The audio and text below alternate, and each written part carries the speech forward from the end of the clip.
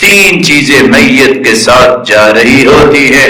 اہلو، رشتہ دار بھی جائیں گے، وہ لوگ بھی حتیٰ کہ جائیں گے جو تمہیں دنیا میں برداشت نہیں کیا کرتے تھے.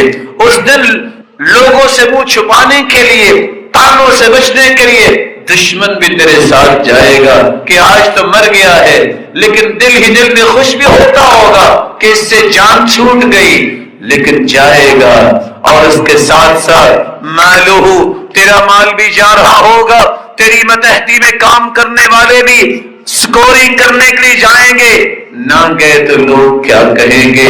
اگر تیری کوئی گاڑی ہے، اس وقت غلام ساتھ جاتے تھے اور گھوڑے اور خچر ساتھ جاتے تھے سوار ہو کے، اور ساتھ تیرا عمل بھی جائے گا.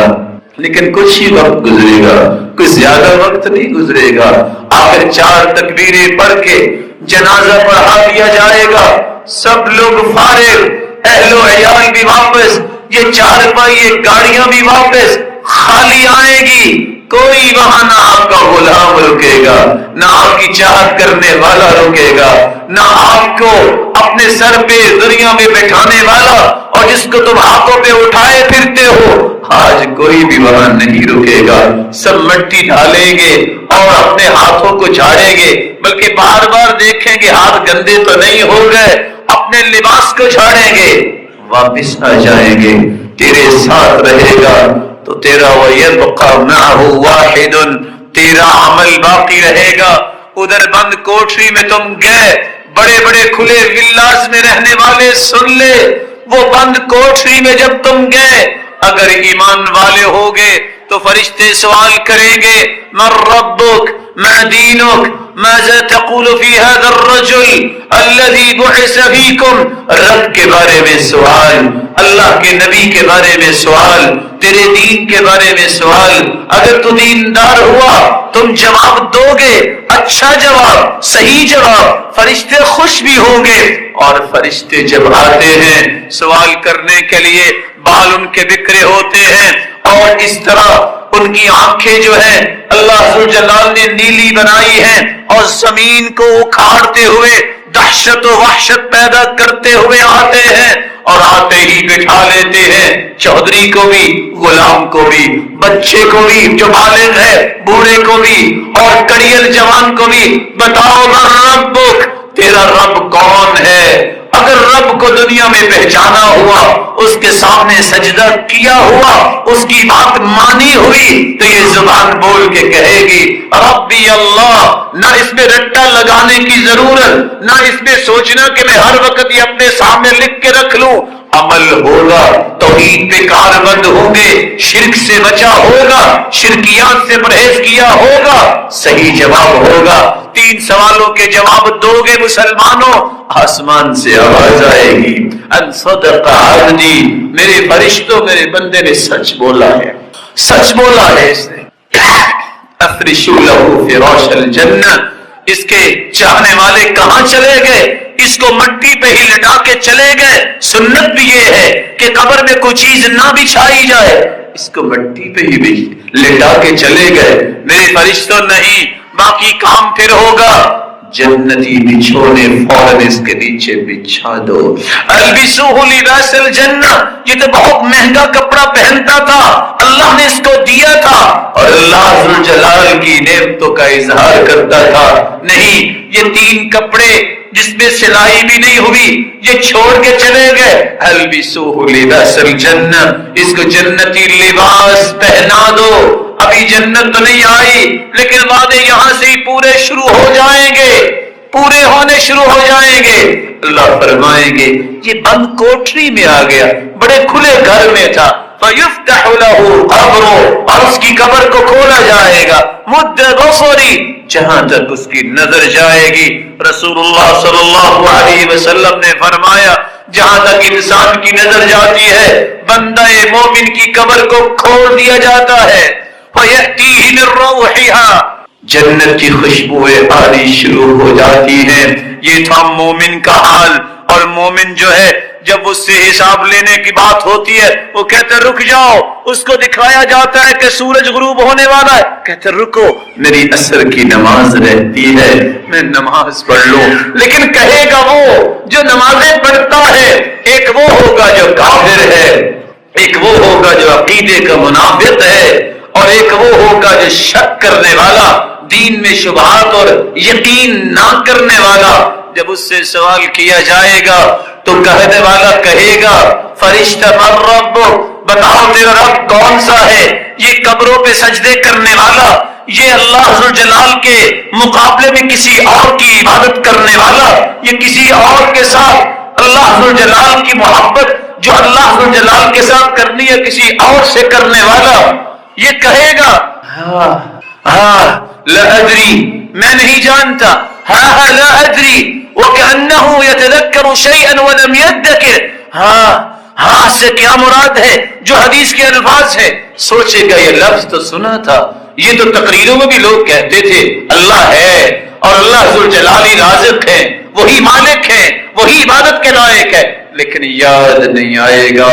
پھر پوچھا جائے گا ماذا تقول فی هذا الرجل الذي بعث فیکم، پیغمبر کے بارے میں تمہارے نظریات کیا ہیں؟ تم کیا جانتے ہو؟ جس نے سنت کو اختیار کیا نہیں ہوگا، جس نے ساری زندگی بدعات کو سینے سے لگائے رکھا، جس نے اپنے بڑے کو، جس نے اپنے سینے سے نکلنے والی ایک بات کو ہی نبوت کا درجہ دے دیا کہ میں جو کہہ رہا ہوں وہ سچ ہے، وہ کیسے کہے گا کہ میں نے اللہ کی رسول کو اپنا پیغمبر مانا ہے؟ میں دینوں کا، تیرا دین کیا ہے؟ جس نے قرآن پڑھا ہوگا، حدیث پڑھی ہوگی، دین کا قانون اور آئین اور دستور اسے سمجھ آئے گا، اس کے مطابق وہ جواب دے سکے گا مومن۔ لیکن منافق جو ہے، کافر جو ہے اور شک کرنے والا جو سوچتا ہے لگتا نہیں ہے کہ دینداروں کا کچھ بن سکے گا، لگتا نہیں ہے کہ نماز پڑھنے والوں کی کوئی کام آ سکے گی، ایسے شخص قبر میں جواب نہیں دے پائیں گے۔ اور دونوں ہستیاں آپ کے سامنے ہیں، ایک مومن ہے جس کو فرشتے کہیں گے اتنا تو بتا دو تمہیں جواب کیسے آئے، یہ بندہ مومن وہاں بھی کہے گا قرأت القرآن، میں نے قرآن پڑھا، وعملت بما فیہ، میں نے اس پہ عمل کیا، اور دوسری روایتوں کے الفاظ ہے وصدقت بہ، میں نے قرآن کی ہر بات کو سچا مان لیا، جو اس کے اللہ کے پیارے محبوب نے بات کی میں نے اسے سچا مان لیا۔ اس وقت پھر کہتا ہے جب اسے جنت میں اس کا گھر دکھا دیا جاتا ہے، کہتا ہے رکو رب اقم الساعہ، رب اقم الساعہ، اللہ جلدی سے قیامت کو قائم کیجئے، حتی ارجع الی اہلی، کیوں؟ میں جلدی واپس جاؤں اپنے اہل و عیال کی طرف، جا کے بتاؤں دیکھو نیک عمل کا مجھے بدلہ کتنا اچھا ملا۔ اللہ کے فرشتے کہتے ہیں نم کہ نومت العروس، سو جاؤ، اس وقت تک سو جاؤ جب تک قیامت نہیں آ جاتی، اور ایسے سو جاؤ جیسے دلہن سوتی ہے، کوئی اسے اٹھانے والا نہیں ہوتا، اس کے مقابلے میں کافر ہے اور عقیدے کا منافق ہے، او المرتاب، اور دین میں شک کرنے والا۔ جب تینوں سوالوں کے جواب ایک ہی ہوتا ہے ہاں لا ادری، مجھے علم نہیں ہے، خود فرشتے کہتے ہیں لا دریت ولا تلیت، نہ تو نے قرآن پڑھا نہ دین کو سمجھا، تجھے کیسے جواب آتے؟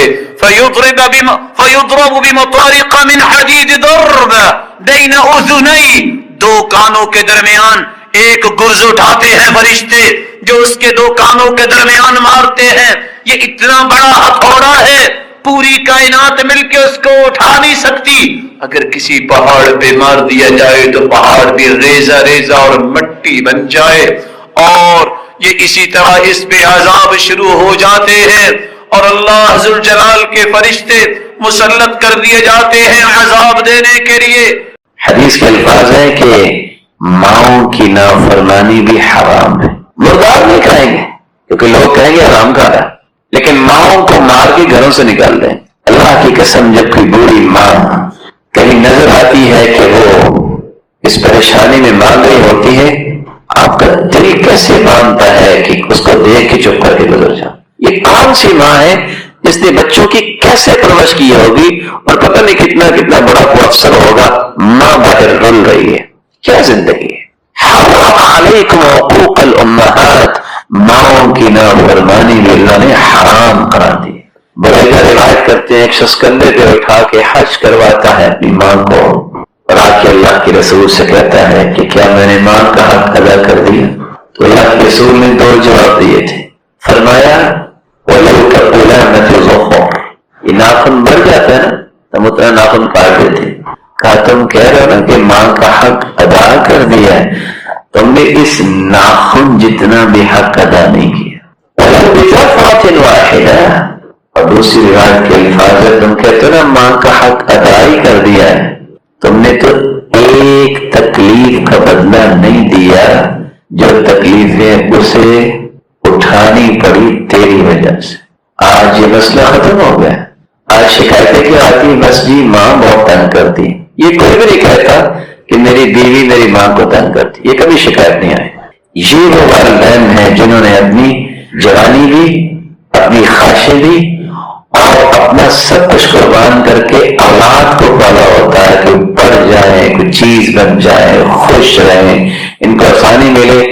جو ہی اس اولاد کے دماغ میں خناس آتا ہے تو سب سے پہلے والدین کی دشمن بنتے. اگر خنزیر حرام ہے تو حرم علیکم حقوق الامہات، تو ماؤں کی نافرمانی کرنا بھی حرام ہے. اب سوچیں کہ نافرمانی کیا ہے. میں صرف عبداللہ ابن عباس کی ایک بات پیش کر دیتا ہوں، باقی باتیں خود سمجھ آ جائیں. کسی نے پوچھا کہ والدین کی نافرمانی کیا ہے، کہتے ہیں وہ تو بہت لمبی چیز ہے، کیسے بتاؤں، لیکن ایک میں نشانی بتا دیتا ہوں. لو ان الولد وقف بجانب والدہ، اگر کوئی شخص اپنے باپ کے ساتھ کھڑا ہو جائے، غور کیجیے، کھڑا ہو گیا، پھر ثم نفض ثوبہ، پھر اپنے کپڑے کو اس نے جھاڑا ہے، فطار الغبار علیہ، اور کپڑا جھاڑنے سے غبار اڑ کے باپ پہ پڑ گیا ہے، کتب عند اللہ عاقا، یہ شخص اللہ کے ہاں نافرمان لکھا جائے. علم دانش کی گتھیاں سلجھانے کے لیے لوگ بیرون ملک جاتے ہیں، نہ جانے کیا پڑھ کے آتے ہیں. جس شخص کو والدین کا احترام نہیں، اس سے بڑا دنیا میں کوئی جاہل نہیں، کوئی بجڑ نہیں. یہ ہے وہ دین کے مسائل جن سے نابلد زندگیاں گزر جاتی ہیں لیکن سمجھ نہیں آتی.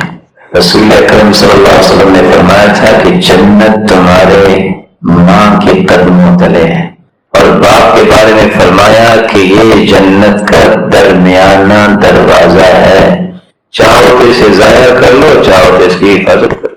حقوق الامہات، ماؤں کی نافرمانی یہ حرام.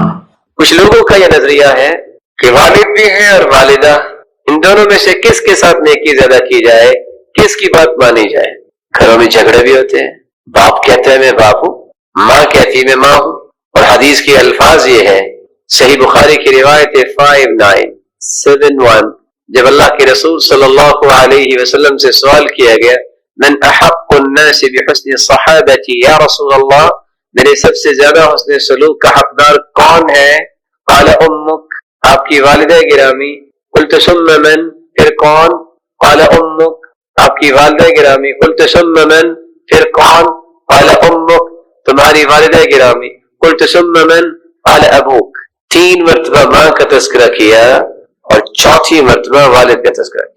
آپ نے صحیح الجامع کی روایت بھی سنی ہوگی 1924، اور سلسلہ صحیحہ کی بھی روایت ہے 1666. آپ صلی اللہ علیہ وسلم نے فرمایا ان اللہ یوصیکم بامہاتکم ثلاثا، اللہ عز وجل ماؤں کے ساتھ حسن سلوک کرنے کا 3 مرتبہ وصیت کرتے ہیں. ان اللہ یوصیکم بامہاتکم ثلاثا، پھر فرمایا ان اللہ یوصیکم بآبائکم، پھر اللہ اس بات کا بھی حکم دیتے ہیں کہ اپنے والد کے ساتھ بھی اچھا برتاؤ کرو. پھر فرمایا ان اللہ یوصیکم بالاقرب فالاقرب، پھر جو اس کے قریب ہے، جو اس کے قریب ہے، اسی طرح رشتہ داروں کے ساتھ حسن سلوک. باپ کو اللہ عز و جلال کے پیغمبر نے جنت کا درمیانہ دروازہ کہہ دیا، ماں کی قدموں کے ساتھ جنت کو جوڑ دیا کہ یہ اگر خدمت کرے گا تو جنت ملے گی. اب ایک گھر میں ماں بھی ہے اور باپ بھی ہے، ایک نیکی کا حکم دیتا ہے، دوسرا بھی نیکی کا حکم دیتا ہے. اچھا کس کی بات ماننی چاہیے؟ دونوں نیکی کا حکم. بتائیے، دلائل تو کہتے ہیں کہ ماں کے تو 3 حق ہوئے اور باپ کا 1 حق. الفاظ تو نہیں میں بولنا چاہتا تھا لیکن صرف سمجھانے کے لیے. یہ ان یورپین مزاج لوگوں کے بارے میں ایک بہت بڑی چپیڑ ہے یہ حدیث، جو کہتے ہیں کہ عورت کو اسلام نے حق نہیں دیا. عورت کے کتنے حق بیان ہوئے ہیں اور مرد کے؟ عورت قتل ہو جائے تو خامد کو دیت کتنی ملے گی؟ 50 اونٹ. خامد قتل ہو جائے تو عورت کو دیت کتنی ملے گی؟ 100 اونٹ. کس کا خیال کیا شریعت نے؟ بولیے پھر کیسے اسلام نے عورت کا خیال نہیں کیا؟ اس لیے کہتے ہیں کیونکہ وہ دین سے نابلد ہے، ان کو پتہ ہی نہیں ہے. گھر میں نیکی کی بات ہے، والد بھی کرتا ہے، والدہ بھی، کس کی بات مانیں گے؟ دونوں نیکی کے کام کر سکتے ہیں، دونوں کر لو. لیکن اگر ایک کہتا ہے یہ کرو، دوسرا کہتا ہے یہ کرو، تو کس کی بات مانیں گے؟ کون بتائے گا آپ میں سے؟ جی کس کی بات مانیں گے؟ والدہ کی. کیوں؟ یہی بات میں سمجھانا چاہ رہا ہوں. ماں اور باپ جب دونوں ہی ایک بات کہیں گے تو باپ کی بات مانی جائے گی. کیوں؟ اس کی توجہ سمجھیے. باپ بھی ہے اور والدہ گرامی کا شوہر بھی ہے، خاوند بھی ایسا ہی ہے. آپ کو بھی باپ کی بات ماننے کا حکم الگ حدیث میں موجود ہے. ایما امرأة اذا صلت المرأة خمسها وصامت شهرها واطاعت زوجها وحفظته في نفسها وماله قيل لها ادخل الجنة من اي باب شئت. جو عورت 5 نمازیں پڑھتی ہے، رمضان کے روزے رکھتی ہے، خامند کی اطاعت کرتی ہے اور اپنی حفاظت کرتی ہے اور بچوں کی پرورش کرتی ہے، یہ جنت میں داخل ہوگی. اولاد کو بھی باپ کی بات ماننی ہے اور ماں کی بھی. لیکن باپ اور ماں میں سے کس کو دوسرے کی بات ماننی ہے؟ بولیے. اطاعت بیوی کو خامند کی کرنی چاہیے کہ خامند کو بیوی کی؟ تو ماں کو بھی تو باپ کی بات ماننی پڑے گی نا. اس لیے جب دونوں کی بات خیر کی ہے تو پہلے باپ کی بات مانی چاہیے. لیکن اگر ایک نیکی کی بات اور ایک برائی کی ہے تو پھر کیا ہوگا؟ پھر برائی کی بات کو نہیں مانا جائے گا. وَلَيْسَ الْمَقْصُودُ بِذَلِكَ تَقْدِيمُ طَاعَتِهَا عَلَى طَاعَةِ الْأَبِ. ان حدیثوں کا یہ مطلب نہیں ہے کہ والد کی اطاعت سے ماں کی اطاعت کو مقدم کیا جائے گا. فَإِنَّ طَاعَةَ الْوَالِدِ مُقَدَّمَةٌ. باپ کی اطاعت مقدم ہے. اِذَا أَمَرَ كِلَاهُمَا بِأَمْرٍ مُبَاحٍ. جب دونوں ہی جائز کام کا حکم دے. وَتَعَارَضَ أَمْرَاهُمَا. اور دونوں کے کام میں تعارض ہو، ایک بھی نیکی کا کام کہہ رہا ہے، ایک دوسرا نیکی کا کام کہہ رہا ہے، تو وہاں باپ کی بات کو مقدم کیا جائے گا. وَذَلِكَ لِأَنَّ الْأُمَّ هِيَ نَفْسَهَا مُلْزَمَةٌ بِطَاعَةِ زَوْجِهَا الَّذِي هُوَ الْأَبُ. اس لیے باپ کی بات کو مانا جائے گا کیونکہ بیوی بھی اس بات کی شرعاً پابند ہے کہ اپنے خاوند کی بات مانے. وَأَمَّا إِذَا أَمَرَ احدهما بطاعت اللہ والآخر بمعصیت اللہ. اگر والدین میں سے ایک نیکی کا حکم دے ایک برائی کا فتجب طاعت الاول، تو نیکی والے کی بات مانی جائے گی اور باپ کو یہ مان. رسول اکرم صلی اللہ علیہ وسلم سے سوال کیا گیا. یہ ایک اور بات بھی سمجھنے والی ہے. گھروں میں لڑائی کا سبب کیا ہوتا ہے؟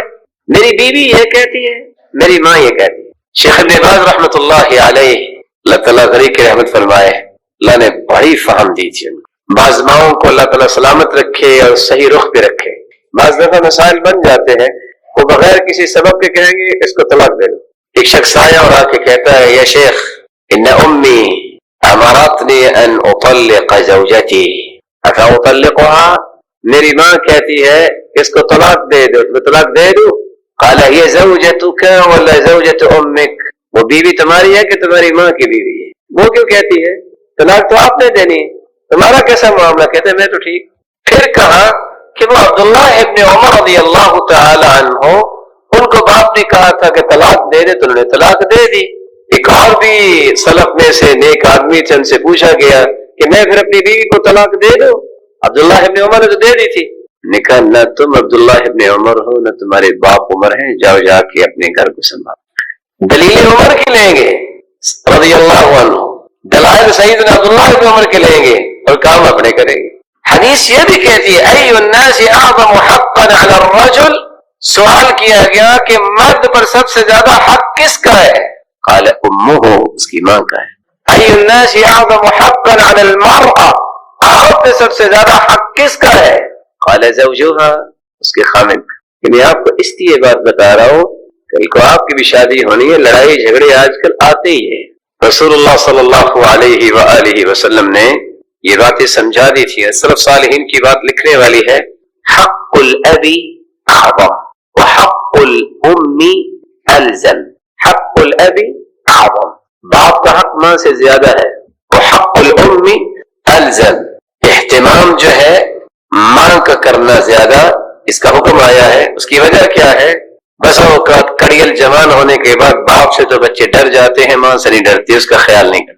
باپ کے تو لپڑے سے بھی ڈرتے رہے کہ ریپٹا لگا نا تو ٹھیک ہو جائے گا، ماں بیچاری بولتی رہتی ہے، کوئی سنتا نہیں۔ اس لیے ماں نے جو مشقتیں ہیں صحیح ہیں اس کے بدلے میں، اور جو ماں نے پرورش میں اور اس کی رضاعت میں اور اس کے حمل میں اور اس کی تربیت میں جو وقت لگایا ہے، اس کا تقاضا یہ ہے کہ اس کی تاکید کی جاتی ہے، اور شریعت نے ایسا ہی کیا ہے۔ اس لیے اللہ کے رسول صلی اللہ علیہ وسلم نے ایک نہیں 3 مرتبہ اس بات کا حکم دیا، امک امک امک۔ بعض چیزیں اتفاق سے سمجھنے سمجھانے کے لیے بھی عرب کیا کرتے ہیں، تو عربوں کا مزاج ایسا نہیں ہے نا جو آج پاکستان میں۔ یہاں تو کوشش ہوتی ہے نا کہ ماں صرف سوتے وقت ہی بچے کو پاس رکھے گی، باقی بیچارہ یہ مرد ہی اٹھائے گا۔ تو آپ کیا کہتے ہیں؟ امک امک امک، 3 مرتبہ تم اٹھاؤ نا، 4تھی مرتبہ میں بھی اٹھا دوں گا، 3 مرتبہ ہے نا۔ ادب و آداب جو ہیں یہ والدین سکھایا کرتے ہیں، اور تربیت جو کرنے والی چیز ہے یہ ماں کی ذمہ داری ہے۔ اس نے کھانا کیسے کھانا ہے، اس نے اٹھنا کیسے ہے، اس نے بیٹھنا کیسے ہے۔ لیکن مجالس میں اور دیگر ادب و آداب یہ والد کی ذمہ داری ہوتی ہے۔ انشاءاللہ اگلی مجلس میں ہم بقیہ گفتگو پیش کریں گے۔ اللہ ذوالجلال سے دعا ہے کہ اللہ ذوالجلال ہمیں والدین کی نعمت کی قدر کرنے کی توفیق عطا فرمائے، اور جن کے والدین دنیا سے جا چکے ہیں اللہ ذوالجلال ان کو غریق رحمت فرمائے اور ان کے ساتھ جنت میں جمع فرمائے۔ اس کا بے پناہ احسان ہے جس نے ہماری تربیت اور تزکیے کے لیے ہادی و مرشد بنایا اس ذات کو جو مخلوق میں سب سے اعلیٰ ہے، محمد الرسول اللہ صلی اللہ علیہ وسلم۔ اس ہستی کی تربیت پانے والے اللہ ذوالجلال کو اتنے پسند آئے کہ مالک الملک نے ان کو رہتی دنیا تک پوری کائنات کے لیے نمونہ بنا دی، بلکہ ان کے ایمان کو قیامت تک آنے والی انسانیت کے لیے میزان اور مقیاس بنا دی۔ کون سے اصول تھے جن اصولوں کی روشنی میں ان کی تربیت کی گئی اور انہوں نے اس تربیت کو قبول کیا؟ ان اصولوں میں سے ایک اصول یہ تھا کہ رسول اللہ صلی اللہ علیہ وآلہ وسلم کی ہر وہ سنت، ہر وہ خوبصورت ادا جو اللہ ذوالجلال نے اپنے پیغمبر کو عطا کی تھی، اس کو اختیار کرنا اور اسے اپنی زندگی کا حصہ بنانا، اور پھر انہی اداؤں پہ اپنی زندگی کے زاویوں کو درست کرنا، یہ صحابہ کرام کا طرہ امتیاز تھا۔ رسول اکرم صلی اللہ علیہ وآلہ وسلم کا ہر قول، ہر عمل یہ میرے اور آپ کے لیے نمونہ ہے۔ ام ہشام رضی اللہ تعالی عنہ جو حارثہ بن نعمان کی بیٹی ہیں، یہ وہ جلیل القدر صحابی ہے کہ جب رسول اللہ صلی اللہ علیہ وسلم معراج کے موقع پر جنت میں گئے تو فرماتے ہیں فَسَمِعْتُ قِرَاءَةً، میں نے قرآن مجید کی تلاوت سنی، فَقُلْتُ مَنْ هَذَا، میں نے جبریل امین سے پوچھا یہ کون ہے؟ جبریل امین نے جواب دیا حارثہ بن النعمان، یہ حارثہ بن نعمان ہے، وَكَانَ أَبَرَّ النَّاسِ بِأُمِّهِ، یہ روئے زمین میں سب سے زیادہ اپنے والدین کی اور والدہ کی خدمت کرتا ہے۔ اس کا بدلہ اللہ نے کیا دیا؟ وہ زمین پہ بیٹھا تلاوت کرتا ہے، اس کی تلاوت سے جنتی محظوظ ہو رہے۔ یہ وہ واحد جلیل القدر صحابی ہیں، سرور کائنات تشریف فرما تھے اور جبریل بھی بیٹھے ہوئے تھے۔ تو حارثہ بن نعمان رضی اللہ تعالیٰ عنہ گزرے اور انہوں نے سلام کہا تو جبریل نے سلام کا جواب دیا۔ کچھ وقت کے بعد اللہ کے رسول صلی اللہ علیہ وسلم نے پوچھا حارثہ جانتے ہو تم نے کس کو سلام کیا؟ کہا میرے علم میں تو نہیں۔ کہا وہ جبریل تھے، تم نے سلام کہا اور جبریل نے سلام کا جواب دیا۔ ایک دوسرے موقع پہ اللہ کے رسول صلی اللہ علیہ وسلم بیٹھے تھے، جبریل امین بھی، تو سیدنا حارثہ بن نعمان شرما گئے کہ کہیں گفتگو میں خلل نہ واقع ہو جائے تو چپکے سے گزرے۔ تو جبریل امین کہتے ہیں حارثہ نے سلام نہیں، تو اللہ کے رسول پوچھتے ہیں جبریل تم جانتے ہو؟ کہا میں جانتا ہوں، یہ ان لوگوں میں سے ہے جو جنگ حنین میں 80 لوگ جنہوں نے مضبوطی کے ساتھ اللہ ذوالجلال کے دین کے لیے کھڑے تھے، اور اس کی آل اولاد کو اللہ جنت میں بڑے رزق عطا کر۔ رسول اکرم صلی اللہ علیہ وسلم نے پھر حارثہ کو بتایا کہ حارثہ تم نے سلام کیوں نہیں کہا؟ کہ اللہ کے رسول صلی اللہ علیہ وسلم صرف اس لیے کہ آپ کی گفتگو میں خلل نہ. یہ حارثہ بن نعمان اور عمران بن حسین، اللہ تعالیٰ نے ان کو ایسا کمال دیا جو کسی کو حاصل نہیں ہوا. 30 سال تک عمران بن حسین رضی اللہ تعالیٰ عنہ بیمار رہے، لیکن 30 سال کے اندر لا شکا ولا بکا ولا تذمر، ایک دن بھی کسی انسان کے سامنے نہ رو کے دکھایا اور نہ ہی شکایت کی اور نہ ہی اس پہ وہ کبیدہ خاطر ہوئے کہ مجھے بیماری کیوں لگی ہے. حالت یہ تھی کہ تہجد پھر بھی نہیں چھوڑتے تھے، اور جب صبح وضو کر کے بیٹھتے تو یہ واحد صحابی ہیں کہ فرشتے آ کے ان سے مصافحہ کیا کرتے. ام ہشام رضی اللہ تعالی عنہا جو حارثہ بن نعمان کی بیٹی ہیں، فرماتی ہیں لقد كانت تنورنا وتنور رسول الله صلى الله عليه وسلم واحدا 2 أو 1 وبعض سنة. 2 سال یا اس کے لگ بھگ میرے گھر کا تنور اور رسول اکرم صلی اللہ علیہ وسلم کی زوجات مطہرات جہاں کھانا پکاتی، ہمارا یہ تنور دونوں گھروں کا تھا، میں اکٹھی روٹیاں لگایا. وَمَا أَخَذْتُ سُورَةَ قَافٍ إِلَّا عَنْ لِسَانِ رَسُولِ اللَّهِ صلی اللہ علیہ وسلم كَانَ يَقْرَأُهَا كُلَّ جُمْعَةٍ عَلَى الْمِنبَرِ. میں نے سورۃ قاف یہ اللہ کے رسول صلی اللہ علیہ وسلم سے یاد کی. میں روٹیاں پکا رہی ہوتی اور میں گھر میں ہوتی. اللہ کے رسول صلی اللہ علیہ وسلم اذا خطب الناس، جب لوگوں کو خطبہ دیتے منبر پر کھڑے ہو کے، تو اللہ کے رسول صلی اللہ علیہ وسلم نے اتنی بار سورۃ قاف پڑھی ہے کہ مجھے بار بار سن کے یہ پوری سورت یاد ہو.